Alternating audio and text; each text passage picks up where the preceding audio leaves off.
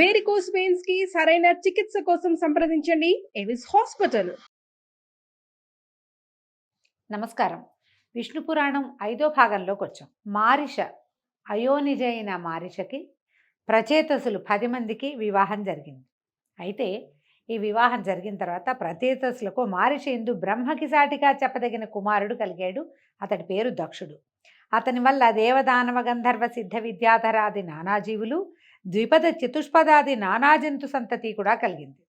ఆ విధంగా దక్షుడు ప్రజాపతి అయ్యాడు అని చెప్పగా మైత్రేయుడు అడిగాడట, బ్రహ్మ యొక్క కుడి చేతి బొటన వేలించి దక్షుడు పుట్టాడని వినికిడి కదా, మరి అతను ప్రచేతసుల కొడుకు అవడం ఎలాగా అని అడిగితే, బ్రహ్మమానస పుత్రుడు దక్షుడు తపోధనులలో అగ్రగణ్యుడు. అతనికి నాశనం లేదు. సృష్టికై ప్రతి మన్వంతరమందు యుగానికి ఒక ప్రజాపతి దక్షనామధేయంతో పుట్టి సృష్టికర్తగా ఉంటాడు. కాబట్టి ఈ మన్వంతరంలో ప్రచేతసుల కుమారుడైన దక్షుని చరిత్ర విస్తరించి చెప్తానని చెప్తున్నారు. ప్రచేతస పుత్రుడైనటువంటి దక్షుడు చాలా కాలం శ్రీహరిని ధ్యానిస్తూ అసాధారణమైన తపస్సు చేసి ఆ దేవుని వల్ల చరాచరభూత సృష్టికి కర్తగా వరం పొంది బ్రహ్మ అనుమతితో ఖేచర భూచరాదిభూత సృష్టి మానసికంగా చేశాడు. మనసులో అనుకున్నాడట, కానీ అది పెరగల. అప్పుడు భార్యా సంబంధం లేక సృష్టి పెంపు జరగదని ఊహించి వరుణపుత్రి అయిన అసిక్నిని పెండ్లాడి హర్యశ్వులు అనే కొడుకులను పెక్కుమందిని కన్నాడు.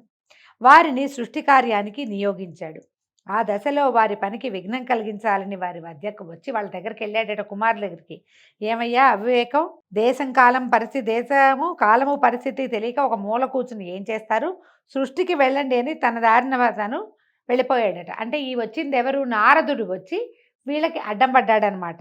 ఈ నారదుడి మాట విని వాళ్ళు నలుదిక్కులా చెదిరిపోయారు. సముద్రంలో కలిసిపోయిన నదుల్లాగా తిరిగి మళ్ళీ రాలేదట. అప్పుడు దక్షుడు మళ్ళీ వైతరిణి యందు కుమారులను కని వారికి శబళాశ్వులు అని పేరు పెట్టి సృష్టి కార్యానికి నియమిస్తే మళ్ళీ మునుపట్లాగానే నారదుడు వచ్చి వాళ్ళకి ఏమేమో చెప్పి వెళ్ళిపోయాడు. వాళ్ళు కూడా నారదుడి మాట విని అన్నల్లాగానే చెదిరిపోయారు. ఎక్కడికి పోయారో చెప్పశక్యం కాదట. అందరు కొడుకులు పోయి తిరిగి రాకపోవడంతో ఆ తండ్రికి విచారం కలిగి ఇక చాలా దుఃఖంతో కోపించి తిట్టి మళ్ళీ వైతరిణి యందు 60 మంది కుమార్తెలని కన్నాడట. వారిలో 10 మందిని ధర్ముడు, 13 కశ్యపుడు, 27 చంద్రుడు, 4 అరిష్టనేమి, 2 బహుపుత్రుడు, 2 అంగిరసుడు, 2 కృతాసుడు పరిగ్రహించారు. ఎంతమందిని చెప్పారో చూడండి. ధర్ముని వంశమునందు పుట్టిన వాళ్లలో విశ్వకర్మ శిల్ప విద్యాపారంగతుడు. అప్పటికప్పుడు వివిధ రకాల దివ్యభవన నిర్మాణం చేసే దివ్యశిల్పిగా ప్రసిద్ధుడయ్యాడు. ఆ విశ్వకర్మ కొడుకే త్వష్టకు యొక్క కుమారుడు తపోధనుడు విశ్వరూపుడు. అతని సుతులు 11 రుద్రులు అని చెప్తున్నారు. ఇక కశ్యప ప్రజాపతి సంతానం చూడండి. అదితికి శుక్రుడు చక్రధరుడు పుట్టాడు. చాక్షుష మన్వంతరం యందు దేవగణాలలో ముఖ్యులు 12 ప్రసిద్ధులైన వారు పుట్టారు. వాళ్ళు వైవస్వత మన్వంతరంలో ఆర్యముడు, ధాత, త్యష్ట, పూషుడు, రవి, వివస్వంతుడు, సవిత, మిత్రుడు, వరుణుడు, అంశుడు, భగుడు, తేజుడు అని 12 ఉద్భవించారట. బహుపుత్రునకు 14 మంది మనువులు పుట్టారు. అంగిరసునకు రుచికుడు పుట్టాడు. బ్రహ్మర్షిగా ప్రసిద్ధుడయ్యాడు అతను. కృతాశ్వునకు దేవాయుధాలు కలిగాయి. ఈ అమర సమూహం బ్రహ్మదినమందు ఆయా యుగాలలో యజ్ఞభాగాలకి పుడుతూ ఉంటారు. ఇవన్నీ పురాణంలో చెప్పబడేవి. వీటి వివరాలు మనకు బాగా తెలియదండి, వినడమే. ఇక చెప్పేది విశిష్టమైన భక్త చరిత్ర. ఇదేమిటి, కశ్యపుని 2వ భార్య అయిన దితి యందు హిరణ్యాక్ష హిరణ్యకశిపులు సింహిగా జన్మించారు. సింహిక విప్రజితి అనే రాక్షసుని భార్య అయింది. హిరణ్యకశిపునకు ప్రహ్లాదుడు, అనుహ్లాదుడు, సంహ్లాదుడు, హ్లాదుడు అనే 4 కుమారులు కలిగారు. వారిలో ప్రహ్లాదుడు పరమ భాగవతోత్తముడు. అతని చరిత్ర మనసుకి మాటకి అందని మహనీయ గుణ విశిష్టంతా కలిగి ఉంది. అతని చరిత్ర నాకు అందినంత వరకు చెప్తానన్నారు. హిరణ్యకశిపుడు బ్రహ్మను గూర్చి చాలా కాలం తపస్సు చేసి ముల్లోకాలకు తన దొరతనం కలిగేటట్టుగా బ్రహ్మ వల్ల వరం పొందాడు. సకలలోక భీకరంగా పరిపాలన సాగిస్తూ యజ్ఞభాగాలన్నీ తానే పుచ్చుకునేవాడు. దాంతో దేవతలు సుఖస్థితి గతి లేకుండా అయ్యారు. అలా ఉండగా ఒకనాడు మద్యపానమత్తుడై దివ్యమణిమయ సౌధమునందు కొలువు తీరి గురువులతోటి ఉండి ప్రహ్లాదుని పిలిపించి, కుమారా, గురువులు ఏం చెప్తున్నారు, శ్రద్ధగా రాజనీతి చదువుతున్నావా, ఏది ఒక పద్యం చదువు అనగానే ప్రహ్లాదుడు చదవవలసినదే చదివాడు. అంటే విష్ణు భక్తి కన్నా విష్ణు స్తోత్రం కన్నా నేర్వవలసింది ఏముంటుంది నాయనా అని తేలికగా అన్నాడు. కొడుకు మాట ఆ తండ్రికి శూలం పొడిచినట్టు వినిపించి కోపించి కళ్ళెర్రజేసి కొడుకుకి దగ్గరలో ఆసనాసీనుడైన గురువుని చూసి, ఏమయ్యా నువ్వు గురువా? జాతికి బ్రాహ్మణుడు గాని నీతి కాదు, పసిపిల్లవాడికి నువ్వు చెప్పే విద్య ఇదా? ధనుజ కంటకుడైన ఆ విష్ణువుని గురించి చెప్తున్నావా?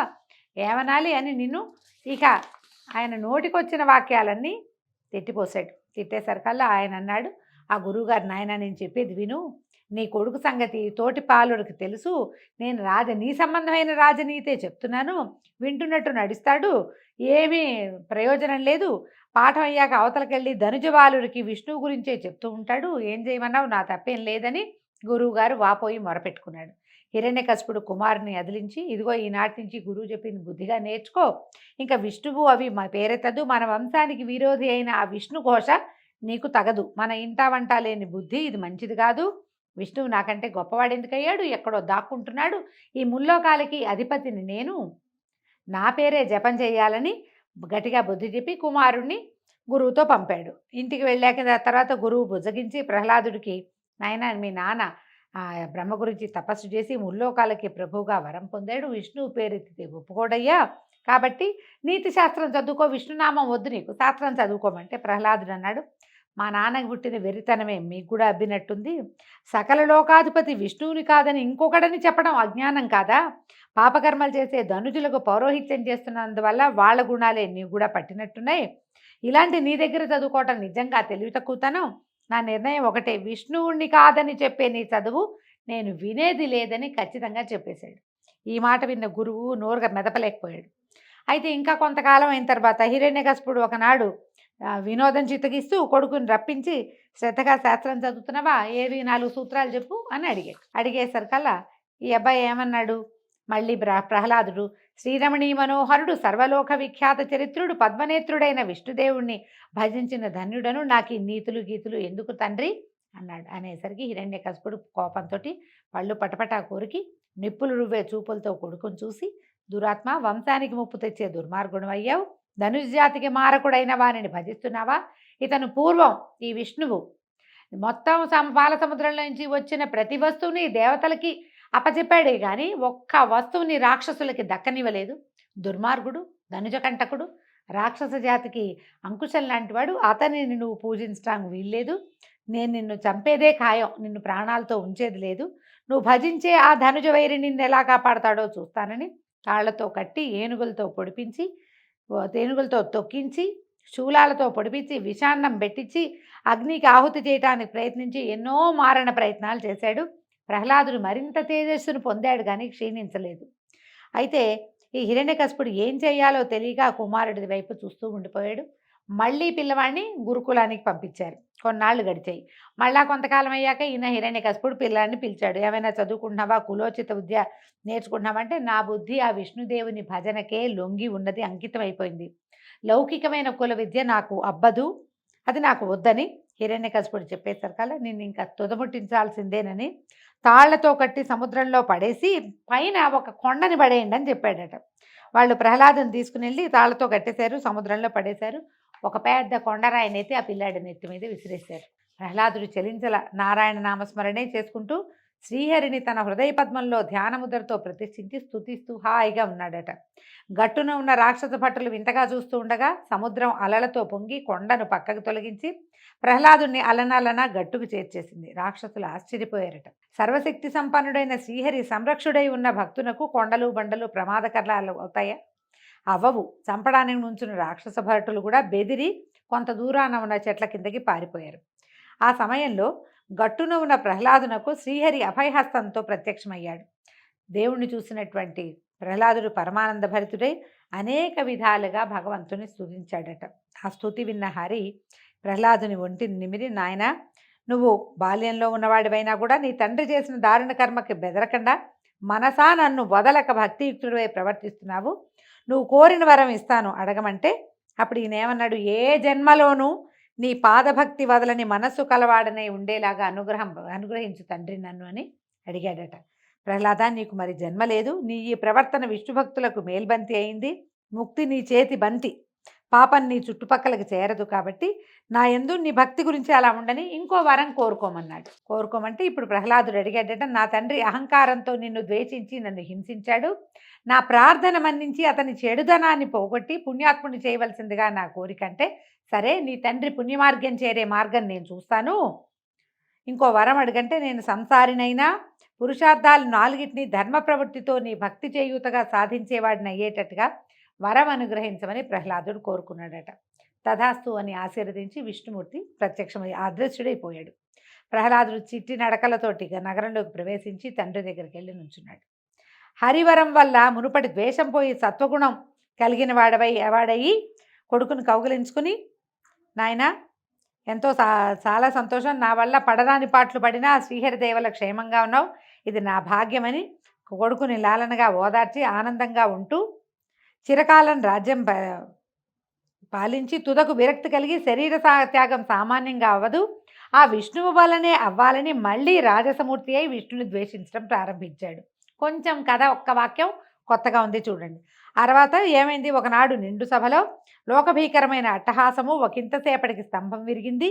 దానిలోంచి నరసింహమూర్తి ఆవిర్భవించి హిరణ్యకశిపుని సంహరించి ప్రహ్లాదుని రాజాభిషిక్తుని చేశాడు. భాగవతంలో కథ ఎట్లా కనపడుతుంది, తండ్రి బెదిరిస్తే ఎక్కడైనా భగవంతుడు ఉంటాడని ఈ స్తంభంలో కూడా ఉండగలడని ప్రహ్లాదుడు చెప్పేసరికి ఆ స్తంభం హిరణ్యకశిపుడు విరగొడితే అందులోంచి నరసింహమూర్తి ఆవిర్భవించాడని చెప్తారు. ఈ విష్ణు పురాణంలో కొంచెం భేదంతో పాఠభేదంతో ఇలా కథ చెప్పబడుతోందన్నమాట. తర్వాత హిరణ్యకశిపుడు నరసింహమూర్తి చేతిలోనే మరణించాడన్నది మాత్రం ధ్రువమే ఇందులో కూడా. తర్వాత ప్రహ్లాదుడు పెరిగి పెద్దవాడై చిరకాలం ధర్మ మార్గాన ప్రజానురంజకంగా పరిపాలించి పుత్రపౌత్రాభివృద్ధితో ఆనందంగా ఉంటూ వైష్ణవ భక్తాగ్రగణ్యుడిగా ప్రసిద్ధుడయ్యాడు. అయితే పౌర్ణమి, అష్టమి, ద్వాదశి, అమావాస్య ఈ 4 తిథులలో ప్రహ్లాద చరిత్ర చదివేవారికి, వినేవారికి, వినిపించేవారికి కూడా అభీష్ట సిద్ధి, గోదాన భూదాన ఫలితము కలుగుతుంది అని చెప్పి ఈ రకంగా ప్రహ్లాద చరిత్రని మైత్రేయుడికి తెలియజేశాడు పరాశరుడు. ఆ ప్రహ్లాదునకు సంతానం ఉన్నారు. విరోచనుడు, ఆయుష్మంతుడు, శిబి, భాస్కరుడు అని 4 కుమారులు. విరోచనుని కుమారుడు బలి. బలికి బాణాసురుడు మొదలైనటువంటి 100 కుమారులు ఉన్నారట. ప్రహ్లాదుని వంశమునందు పుట్టిన వారే నివాత కవచులు అనేవాళ్ళు 3 కోట్ల మంది ఈయన వంశంలోనే జన్మించారట. హిరణ్యాక్షునకు జర్ఝరి, శకుని, భూత సంతాపనుడు, మహానాగుడు, మహాభాగుడు, కాలనాభుడు అని 6 కొడుకులు. కశ్యపుని మూడవ భార్య అయిన ధనువుకి 13 కొడుకులు పుట్టారట. వాళ్లలో పెద్దవాడైన వైశ్వానరునకు కాళిక, పౌలోమ అనే 2 కుమార్తెలు ఉన్నారట. వాళ్ళు మరీచికి భార్యలయ్యారట. ఆ 2 సంతతే కాలకేయులు, పౌలోములు అని 60,000 మంది. మనం కాలకేయ పేరు విన్నాం కదా, ఇవి పురాణాంతర్గతమైన పేర్లేనండి. వీళ్ళు ఎవరికి పుట్టారు, కాళిక అనే ఆవిడికి వైశ్వానరుడైన ఆయనకి కలిగిన సంతానమట. అయితే వీళ్ళు రాక్షస సంతతిగానే మనకి కనపడతారు, ధనువు యొక్క సంతానంగా ధనువు సంతతిలో వాడే అయినటువంటి విప్రచిత్తికి సింహిక యందు త్రియంసుడు, శల్యుడు, నభండు, వాతాపి, ఇల్వలుడు, నముచి, ఖస్యముడు, అంధకుడు, నరకుడు, కాలనాభుడు, స్వర్భానుడు, వక్రయోధి అనేవాళ్ళు పుట్టారు. ఇల్వలుడు, వాతాపి 2 పేర్లు వింటాం. అగస్త్య మహర్షికి జీర్ణం వాతాపి జీర్ణం అని చేశాడని ఆ కథలో వాళ్ళిద్దరూ ఈ విప్రచిత్తికి సింహికా గర్భ సంభూతులుగా జన్మించారు. వాళ్ళు తార అనే దానికి శుకి, శ్యేని, భాసి, సుగ్రీవి, శుచి, గృధ అనే 6 జన్మించారట. శుకికి శుకాలు, శ్యేనికి సేన కపోతాలు, శుచికి జలపక్షులు, సుగ్రీవికి అశ్వ, ఉష్ట్ర, గార్ధబాలు పుట్టాయి. అంటే వీళ్ళ వల్ల తార అనే దానికి శుకి, శ్యేని, భాసి, సుగ్రీవి, శుచి, గృధ అని 6 కలిగారట. ఈ 6లో శుకికి శుకాలు అంటే చిలకలు, శ్యేనికి సేన కపోతాలు, సేనం అంటే డేగ, కపోతం అంటే కపావురము, శుచికి జలపక్షులు ఈ బాతులు లాంటివి నీటిలో తిరిగే పక్షులట. తర్వాత సుగ్రీవికి అశ్వ, ఉష్ట్ర, గార్ధబాలు, అశ్వం అంటే గుర్రము, ఉష్ట్రం అంటే ఒంట, గార్ధమం అంటే గాడిదలు కలిగాయి. అంటే ఈ వీళ్ళకి మానవ సంతతికే వీళ్ళల్లో కొన్ని వరప్రభావం వల్ల జంతుజాలం కూడా, పక్షులు అవన్నీ కూడా వీళ్ళకే కలిగినాయి అన్నమాట. వినతకు అనూరుడు, గరుడు పుట్టారు. గరుడు సర్పాసనుడు, విష్ణువుకి వాహనమయ్యాడు. అనూరుడు సూర్యుడికి రథసారథిగా మారాడు. సురసకు 1000 లెక్కను విషపూర్ణములైన సర్పాలు పుట్టాయి. కద్రుబకు శేష, వాసుకి, కాలనాభ, శంఖ, పద్మ, మహాభోగ, శంభ తక్షకాదులు 1000 మంది నాగరాజులు పుట్టారు. వీళ్ళందరూ గరుత్మంతుడికి వసులయ్యారు. క్రోధవశ అనే దానికి క్రోధమూర్తులు, పెద్ద పెద్ద కోరలు కలిగినటువంటి క్రూర జంతుజాలాలు పుట్టాయి. సురభికి గోవులు మహిషాలు పుట్టాయి. ఇలకు యక్షరాక్షసులు పుట్టారు. మునికి గణాలు జన్మించాయి. అరిష్ట సంతతి గంధర్వులు. కశ్యప వంశం ఇలాగా అనేక సహస్ర సంఖ్యను పుత్రపౌత్రాభివృద్ధి కలదై స్థావర జంగమ రూపాలతో లోకములందు నిండి ఉన్నది. ఇదంతా స్వారోతిష మన్వంతరమునందు శ్రీనాథుని రాజసగుణ కల్పితమైనటువంటి సృష్టి. అదితినందనుడైన ఇంద్రుని వజ్రాయుధమునకు దైత్యదానవ సమూహం బలికాగా దితి దుఃఖిస్తూ కశ్యపుణ్ణి చాలా కాలం సంతతి కోర్కెతోటి నిరంతరం సేవించింది. అది వైవస్వత మన్వంతరం. ఆమె సేవకు మెచ్చినటువంటి కశ్యపుడు ఏమి నీ కోరిక అని అడిగితే, ఇంద్రుణ్ణి చంపి శచితో సహా దేవరాజ్యాన్ని ఏలే కొడుకుని ప్రసాదించు నాథ అని అడిగిందట. అడిగితే శుచిగా ఉంటూ నియమంగా వ్రతం చేస్తూ ఉండు, నీ కోరిక కలిగిన ఎట్లాంటి కోరిక ఉందో అటువంటి కుమారుడు కలుగుతాడని చెప్పింది. అశుచిగా ప్రవర్తిస్తే గర్భం నశిస్తుందని కశ్యపుడు పుత్రదానం చేసి వెళ్ళిపోయాడు. ఈ దితి సకల విధ నియమాలు పాటించి ప్రవర్తిస్తే గర్భవతి అయింది. ఇంద్రుడికి దితి కోరిక తెలిసి కపటపు భక్తితోటి సవతి తల్లికి సేవ చేస్తూ ఉండేవాడు. అమ్మ నువ్వు గర్భాల సత్తతో ఉన్నావు, నీకు నేను సేవ చేస్తానని చెప్పి ఆమె దగ్గరే ఉండేవాడు. ఒకనాడు ఏం చేసిందట ఈ దితి, ఒకనాడు భోజనం చేసి పాద ప్రక్షాళన చేయక లోపలికి వచ్చి గర్భాల సత్తతోటి, అంటే కడుపుతో ఉంది, బరువుగా ఉంది మనిషి, ఓపిక లేదు ఆవిడికి, జుట్టు విరబోసుకొని పాన్పు మీద వాలి నిద్రాముద్రిత అయింది. అయితే చూడండి 2 దోషాలు. భోజనం చేశాక కాళ్ళు కడుక్కోకపోతే దోషం, మంచిది కాదు. జుట్టు విరబోసుకొని పడుకోవడం ఇప్పుడు సహజంగా అందరూ చేసే పనిది, కానీ ఈ పని చేస్తే తప్పనమాట. ఇదే సమయమని ఇంద్రుడు ఏం చేశాడట, సూక్ష్మ రూపంలో దితి గర్భంలోకి ప్రవేశించి లోపలున్న గర్భస్థ శిశువు కెవ్వమని ఏడ్చిందట. ఏడిస్తే మారోదీహి మారుద అంటే ఏడవద్దు, ఏడవకండి అని చెప్పి వజ్రంతో ఆ శిశువుని 7 ఖండాలుగా నరికి వాటిని మళ్ళీ 49 తునియలుగా చేసి బయలుపడి చడి చప్పుడు లేకుండా వెళ్ళిపోయారు.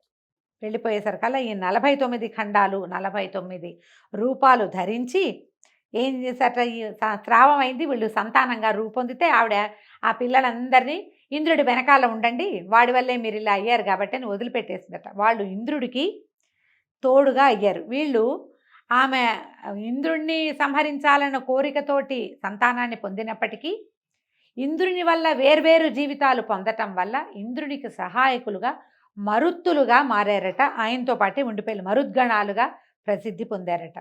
మునుపు పృథువును పరిపాలకుడుగా బ్రహ్మ నియమించిన తర్వాత ఆయా శాఖలకి అధిపతులుగా కొంతమందిని నిర్ణయించాడు.